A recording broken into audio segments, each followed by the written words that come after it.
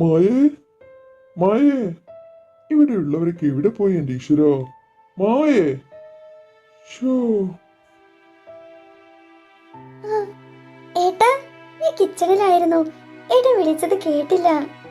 ആഹാ, rabbit toys ആണല്ലോ. ദേവിക്ക് ഇഷ്ടാകും. അകത്തോട്ട് വാ. അല്ലേടെ അകത്ത് കിടക്കുവാണ്. ഏട്ടാ, അവിടെ ആവണയുണ്ട്. അവിടെ ഇനി ഇതും കൂടെ കണ്ടാ പിന്നെ അമ്മയോട് പറഞ്ഞ് വേറെ വല്ല പ്രശ്നം ഉണ്ടാക്കോന്നോ എന്റെ പേടി. ഇത് അവള് കാണണോ ഏട്ടാ? എന്റെ മായേ, ഇത് എന്റെ കുഞ്ഞിന് ഞാൻ വാങ്ങിയ സാധനമാണ്. ഇത് ആവണി കണ്ടിട്ട് അവൾ അമ്മയോട് പറഞ്ഞു കൊടുക്കുകയാണെങ്കിൽ പറയട്ടെ മായേ. നീ എന്തിനാ അമ്മയെ ഇങ്ങനെ പേടിക്കുന്നേ? അവര് രണ്ടുപേരും കൂടെ എന്തോ സംസാരിച്ചോണ്ടിരിക്കുകയാണ് ഏട്ടാ. ഇപ്പൊ അങ്ങോട്ട് പോവാതിരിക്കുന്നത് നല്ലേ. എനിക്ക് പേടിയാകുന്നു. അമ്മയ്ക്ക് ചെറുത് എന്തെങ്കിലും കിട്ടിയാ മതി.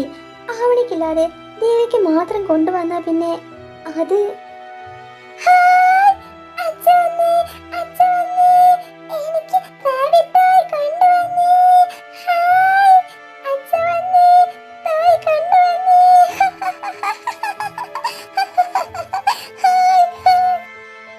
അച്ഛയുടെ ദേവക്കുട്ടി, ഇത് ഇഷ്ടമായെന്ന് നോക്കിയേ. നോക്ക്. എന്താ ഏട്ടാ ഇത്? അങ്ങ് എറിഞ്ഞു കൊടുക്കുവാണോ? കയ്യിൽ കൊടുക്കണ്ടേ? എന്നാലല്ലേ അവൾക്ക് സന്തോഷമാകൂ. അവരുടെ വച്ചപ്പൊന്നങ്ങ് മറിഞ്ഞു പോയതാണ് എന്റെ മായേ. ഇനി അതിന്മേൽ തുടങ്ങല്ലേ. ഒന്ന് ക്ഷമിക്ക്.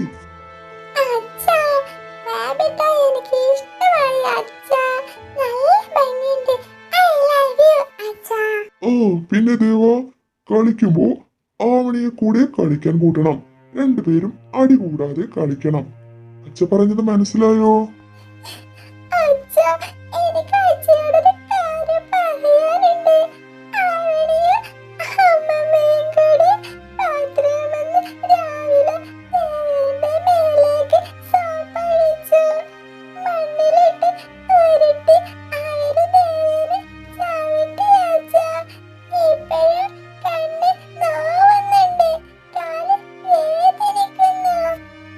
മോളുടെ അമ്മമ്മയില്ലേ, അതൊക്കെ അറിയാതെ പറ്റിപ്പോയതാകും.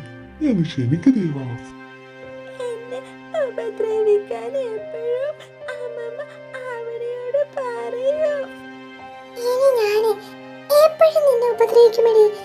എനിക്കൊന്നും കൊണ്ടുവരാതെ മാമ നിനക്ക് മാത്രം എല്ലാം കൊണ്ടുവരുന്നില്ലേ? എനിക്ക് ടോയ്സ് ഒന്നും വാങ്ങിയില്ലല്ലോ.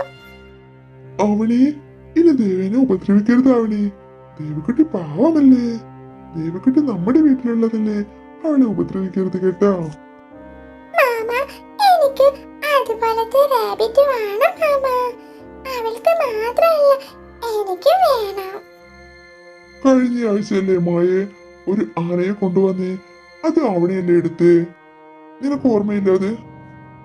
സ്വീറ്റ്സ് ആണേലും കളിക്കോപ്പുകളാണെങ്കിലും എന്ത് തന്നെയാണേലും നിങ്ങളുടെ അമ്മ ആദ്യം തന്നെ അത് അവൾക്ക് എടുത്തു കൊടുക്കുന്നത്.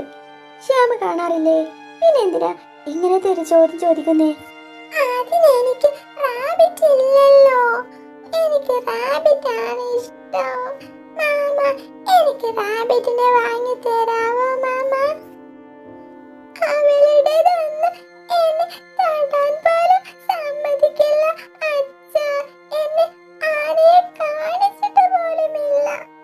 ഓ, ഇതെന്തായാലും ദേവ തന്നെ എടുക്കട്ടെ. അവൾക്ക് ഞാൻ പിന്നീട് മറ്റൊരെണ്ണം കൊണ്ടുവരാം. ഇത് പിന്നെ അമ്മ എറിഞ്ഞ് എന്തെങ്കിലും സംസാരം ഉണ്ടെങ്കിൽ അത് നീ എന്നോട് പറയണമായി. നീ മറുപടി ഒന്നും പറയാൻ നിൽക്കണ്ട.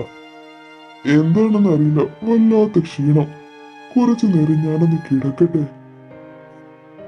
ദേവക്കുട്ടി, അച്ഛയുടെ അടുത്ത് വന്ന് കിടക്ക് കുറച്ചു നേരം. അച്ഛൻ ചോദിക്കട്ടെ ഇന്നത്തെ വിശേഷങ്ങൾ എന്തൊക്കെയാണെന്ന്.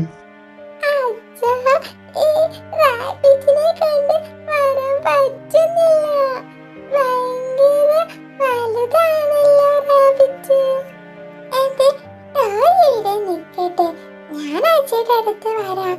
അച്ഛയുടെ കാലൊക്കെ ഒഴിഞ്ഞു തരാം ദേവക്കുട്ടി. അച്ഛയെ ഭയങ്കര ഇഷ്ടമായി എനിക്ക്.